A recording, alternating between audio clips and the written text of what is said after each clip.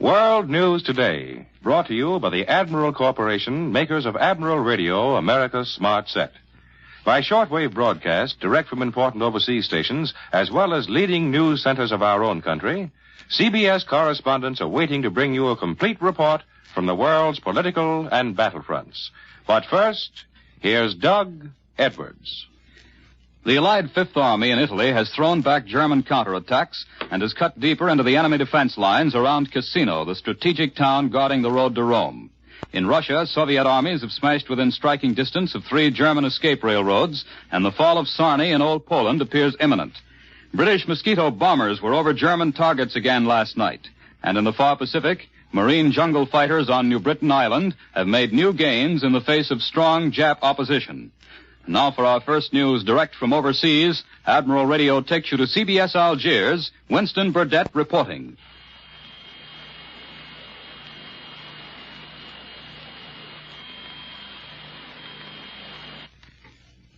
We regret that we are not able to make contact with Columbia's correspondent in North Africa. However, for home front news, Admiral Radio takes you now to CBS Washington, Don Pryor reporting. Congress goes back to work tomorrow. You can't escape the feeling that it's going to be a tremendously important session. Certainly it will be racked with controversy because all the pent-up wartime pressures of the nation will be focused on Capitol Hill.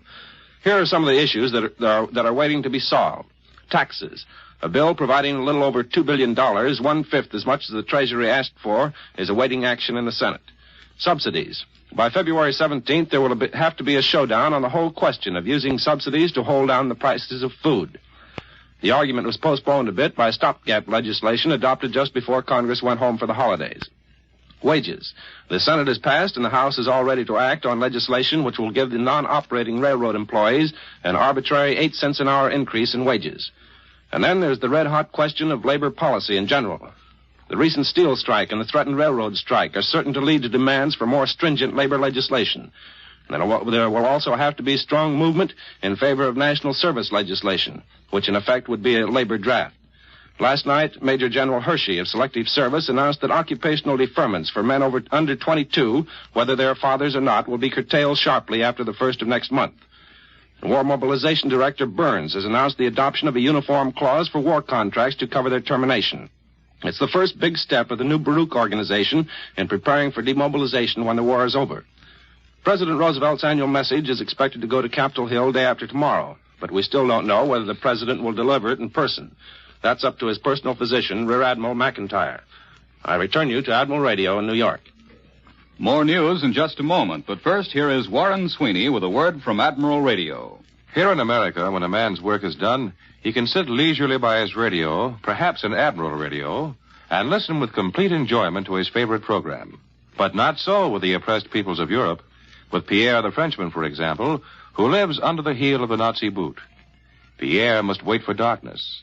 In the dead of night, he steals down into the cellar, through the secret door, and there he is, underground. That's where his radio is. There, underground, at the risk of his life, he gets information which tells him when the long-awaited invasion is coming, and how to aid by destroying enemy installations, rails, bridges, factories. Through radio, underground, the oppressed learn the truth, learn of the coming invasion that will crush the heart of the enemy. To coordinate invasion from the sea, on land, in the air, and yes, even underground, it takes radio. Admiral Radio is proud to be part of the coming invasion, just as Admiral was proud in pre-war days of its leadership as the world's largest manufacturer of radio phonograph combinations with automatic record changers. The entire production facilities of Admiral's 2 great plants are devoted to victory. But Admiral gives you this assurance: when victory is ours, the skill and precision now going into weapons of war will be found in your new and better Admiral, America's smart set. Now, here once again is Doug Edwards. Massive Russian spearheads are pushing steadily forward today against retreating German troops in the southwestern Ukraine and in Old Poland. Red armies have smashed to within striking distance of 3 German escape railroads. Pushing on rapidly from captured Ilyinsky, 40 miles east of Zhemerinka, one of General Vatutin's spearheads has brought the Odessa to Warsaw Railroad under attack. The cutting of this vital line of communication would force the Germans in the south to depend on secondary long-way-around railroads through Romania. Another Red Army group is less than 11 miles northeast of the junction town of Miranovka on the Belayat-Surkov to Smelia Railroad. And in addition, Vatutin's advance units have practically made the east-west railway from Smelia to the Odessa to Warsaw line useless. Red Army troops are only 11 miles north of this line, which is the main German escape route across the southern Ukraine.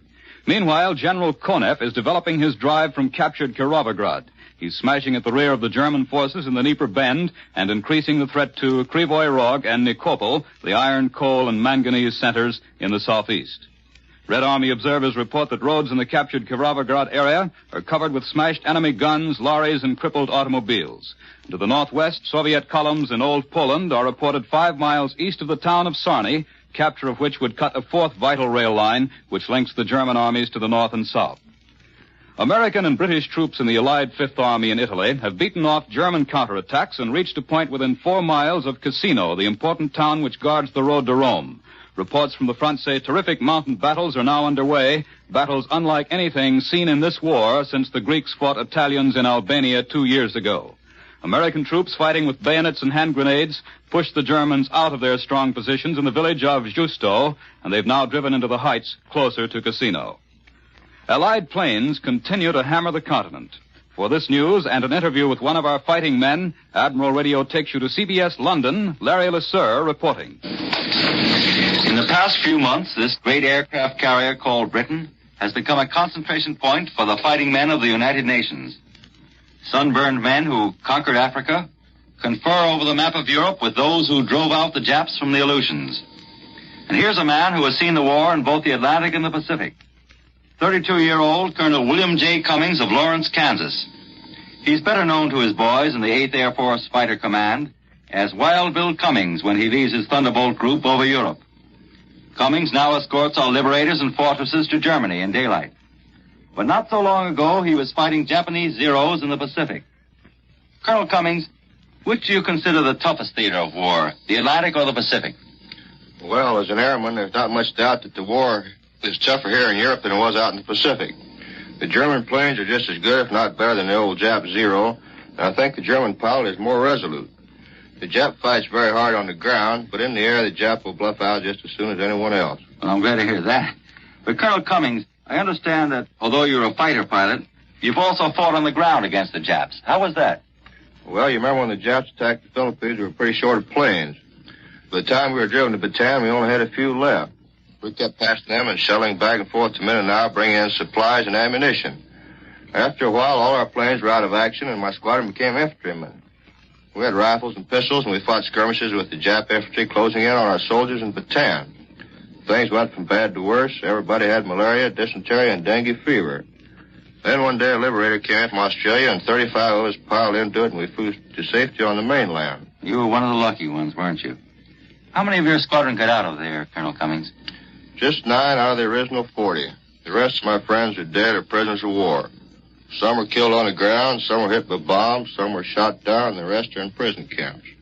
Did you get any rest after that experience, Colonel Cummings? Yes, after making a few missions over New Guinea against Japanese Zeros, I went back to America. Joined a new fighter squadron and sent me over here. Well, where would you rather be, here or in the Pacific? Living conditions are better over here, aren't they? Yes, they are, except for the cold. Well, how about food? That's better over here, isn't it, Colonel Cummings?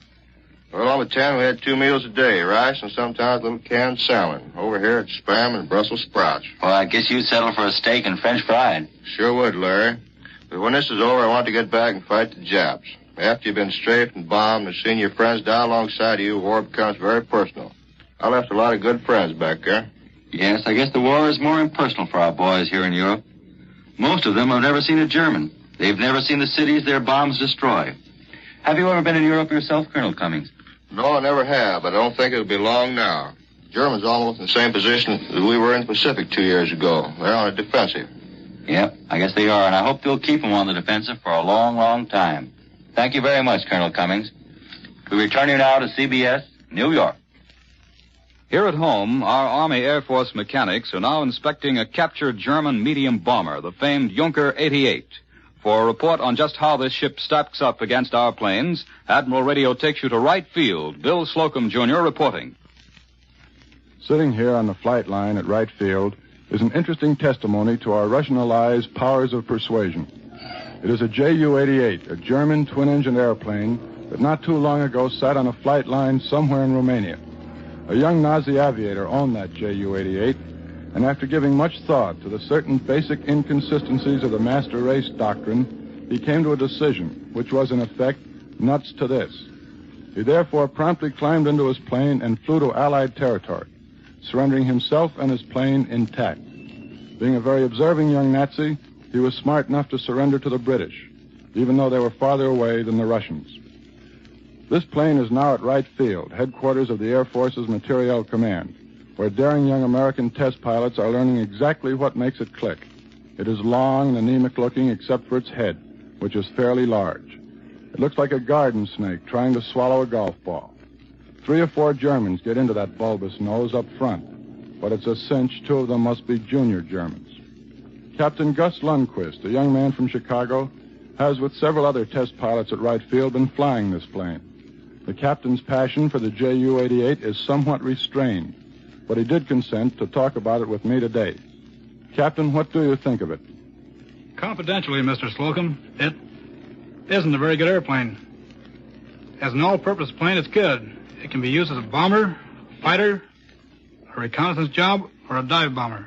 But, and this is the important but, she isn't any too good in any one phase of the different types of, How about the gadgets on her, Captain? She carries good instruments and a couple of buttons that are something. One button, when pushed, sets off a charge that destroys a bomb bay mechanism. How'd you find out about that button? The hard way, Mr. Slocum. We pushed it. One of the boys got hurt a little bit. How about the other button? That blows off the entire tail assembly. We discovered that right after we found out about the bomb bays, but not by pushing anything, so the tail's still on. What do we have that's like the Ju-88? Our A-20 is something like her, but the A-20 is faster, better armed and armored, and carries more bombs. Anything that junkers can do, we have 1 or more planes that can do it better. You and the Nazi pilot who surrendered her seem to have basically the same opinions of the 88. Could you say a kind word about her at all? Well, Mr. Slocum, she flew across the Atlantic. And that is a thought, Captain Lundquist. Thanks for helping us give a picture of the German Ju-88, now close to obsolescence. But as any merchant mariner or Navy man can tell you, she was a great gal when she had it, and she really had it. Now back to Admiral Radio in New York. This week, the Germans made little effort to minimize the disaster of facing their troops in Russia and their troubles at home. For a direct report from one of Europe's listening posts, Admiral Radio takes you to CBS Madrid. Glenn Stadler reporting. As Nazi Marshal Rommel ranged up and down the Channel coast checking his anti-invasion preparations, all of Europe, and especially Holland, Belgium, and France, became visibly more restless. This condition is everywhere reflected in the German-controlled newspapers. Notices of executions of patriots are increasing daily. A typical one from Le Journal of Lyon announces that 3 Frenchmen were shot by a Gestapo firing squad on December 28th. The charge was favoring the enemy. But despite reprisals and 3,000 arrests each week in France alone, anti-Nazi groups become larger, better organized, and more daring. In Valenciennes, a dozen armed men, led by a man brandishing a gun in each hand, broke into the jail, took 50,000 francs, and liberated 5 companions. In a running gun battle, 1 was killed. The others escaped, some on bicycles. Thus, having failed to quell resistance, the Nazis have reverted again to what they must think is a clever trick, but has had little or no success. It's a periodic appeal to surrender firearms and promises immunity from punishment, even though possession of guns and explosives is illegal. The catch is, of course, that the minute someone is foolish enough to comply, he's arrested. Yes, they promise immunity, but only for the period specified. The person is guilty of having the arms in the previous overlapping period covered by an identical law prescribing the death penalty. German papers carry none of this type of news because the propaganda ministry believes that people might get the wrong idea about life in the occupied countries. Hitler's own Völkischer Beobachter features blasts at the Allies and laboriously written explanations on why the Red Army is in Poland now. The Nazi journals, however, do carry hundreds of death notices daily, and there obviously is a large backlog because many are dated as of 6 months ago. One recently announced the death on the Russian front of a soldier named John Dillinger. Another in black border and big type bore only the name Adolf. This is Grant Stabler in Madrid, returning you to Admiral Radio in New York. Our Pacific forces continue to strike hard at the enemy in the central and southern area. For a summary of the latest developments in that war zone, Admiral Radio takes you after a brief pause to CBS Pearl Harbor. Webley Edwards reporting. In the Pacific, United States Marines on New Britain have pushed 1 3/4 south of Silimati Point. There's heavy fighting.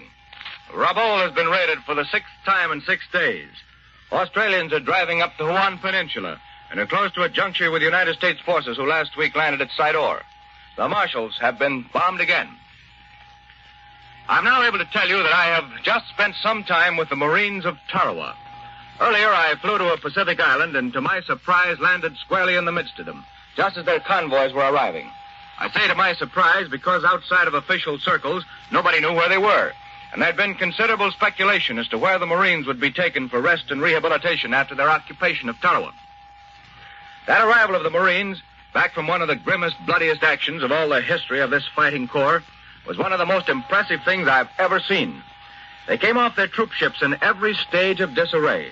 They still wore their mottled camouflage fighting outfits, those who still had them, but many were in shorts and old suits of underwear, and some wore improvised wraparounds. They brought much of their equipment back with them, and it had the look of well-worn battle gear. Only equipment that's been in real fighting can have quite that appearance. They had some of their wounded with them, and some who had died on the way home. They were tough, hard-bitten, and soberly serious. They were men who'd learned about war at Guadalcanal before they found out about hell at Tarawa. And yet, being Marines, there was a jauntiness about them that even their disheveled clothing could not hide. This was no gala landing, nor was there any of the spick-and-span parade ground stuff about this homecoming. But even so, as they poured down the gangways and stepped again on solid earth, the Marines raised their heads and straightened their shoulders and looked just square in the eye as if to say, well, that was that. They had trophies, naturally. Bundles of Jap paper, money, Jap flags, and all the dozens of things that fighting men pick up on battlefields to take back to the girlfriend of the family. They went to a plain in a higher region of the island and set about making themselves a great camp. It's a real undertaking to set up a camp for as many men as they had and do it from the ground up, but they thought nothing of it. They're there now, getting some rest. They are restless, though, and I think they would welcome action at once if they could get it. When you have seen the Marines back from Tarawa, it makes you glad they are on our side. It would be very unpleasant to have to meet these Marines in battle anywhere. This is Webley Edwards at Pearl Harbor, returning you to Admiral Radio in New York.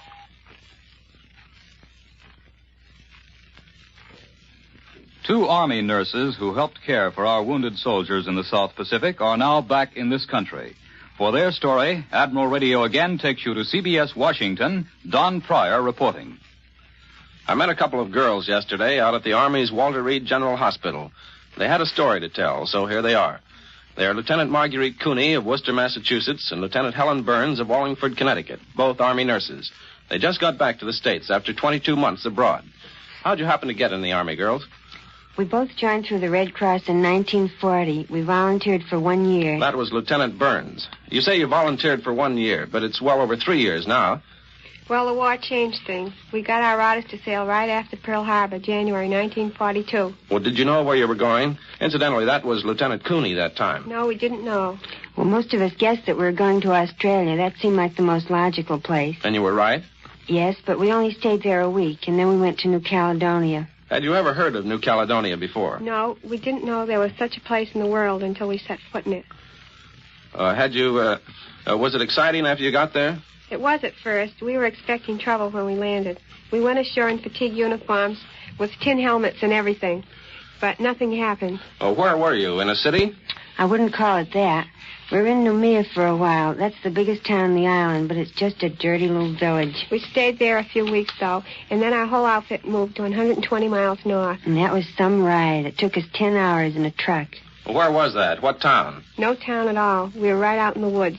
How about living accommodations? We lived in tents for 8 months. Our hospital was a tent, too. And we had to carry all our water from a brook. We bathed in the brook, too, and we had a little pool there screened off with tenting.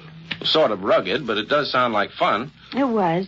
But, of course, we got pretty homesick now and then. After the first 8 months, we got the natives to build us some grass houses. You could have a house built for about $25. They were all right, too, until I got too full of rats and mice and things. Did you handle very many casualties? Not for quite a while. Finally, all the boys who were with us at first were sent to Guadalcanal. But we had plenty of casualties later. After 14 months, we moved again, not far from Noumea. We received many from the New Georgia and Russell Islands. Well, were they good patients, mostly? Most of them were very good and very appreciated. Speaking of getting back in the States now, after 22 months, how did it feel to get back? Wonderful. It's funny how the little things impress you most, like bathtubs and being able to walk into a store and buy something. But the thing that surprised me most was the fact that rationing wasn't nearly as bad as I thought it would be. My friends had written about how terrible the shortages were. And how about you, Lieutenant Cooney? What impressed you most? Women running streetcars, buses, and so many of them in work clothes. I'd heard about all those things, but I really wasn't prepared for it. Do you want to go back out there? Yes, I do. I was terribly anxious to get back here, but now I feel kind of restless and lost. I suppose I'll get used to it after a while. Yes, I suppose you will after a while. That was Lieutenant Marguerite Cooney and Lieutenant Helen Burns, Army nurses just back from the South Pacific. I return you to Admiral Radio in New York. The Chungking Radio has broadcast a note to Jap Premier Tojo to keep him up to date on the latest figures on American airplane production. Dear Tojo, the broadcast said, for your information, for your further information, the United States produced a bombing plane every 4 minutes, every day, 24 hours a day during December. And then the broadcast gave the figures. A record number of 8,800 planes in December to bring the American total for the year to almost 86,000 planes. The Chinese broadcast concluded, start counting, Tojo. And now, once again, here is Warren Sweeney with a word from Admiral Radio. Does your radio give you the same flawless reception and carefree enjoyment it did when new? If not, the trouble may be some easily made adjustment that you can do yourself. To conserve your busy Admiral dealer's time, Admiral has prepared a clearly illustrated home checkup chart showing you how to correct minor difficulties in reception. For example, here is one of the 20 suggestions made. Make sure your antenna lead-in wire hasn't become frayed by rubbing. The exposed wire, when wet by rain, sleet, or snow and blown against the building, may be grounded in poor reception results. The Admiral Home Checkup Chart is designed purely as an aid and time saver for your Admiral dealer and will not help you to correct major troubles or structural failures. Your Admiral dealer is the man to call in such cases because of his knowledge and equipment. But for your copy of the Admiral Home Checkup Chart, ask your dealer or address a card or letter to Admiral Radio in care of this station. Thanks to huge increases in farm production, America has enough food to satisfy the basic requirements of good health and sound nutrition and still meet the food demands of war. But we do not have all the food we want and can afford. Rationing is the democratic way to share and share alike. It is a vital wartime necessity, but rationing is not enough. Prices must be kept from skyrocketing. Black markets must be stamped out. 15 million Americans have signed the Home Front Pledge, which is, I will pay no more than top legal prices. I will not accept rationed goods without giving up ration points. Living up to this pledge will assure a fair share for all. And that's the right way, the democratic way. Remember, food fights for freedom. The appearance of Army personnel on this program does not constitute an endorsement of our product by the Army, as the Army does not endorse any product. World News Today is brought to you each Sunday at this hour by the Admiral Corporation, makers of Admiral Radio, America's smart set.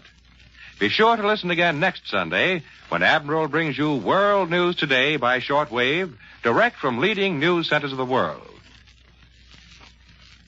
This is Warren Sweeney speaking coast to coast for the Admiral Corporation, makers of Admiral Radio, America's smart set. This is the Columbia Broadcasting System. The WBBM Air Theater, Wrigley Building, Chicago 11.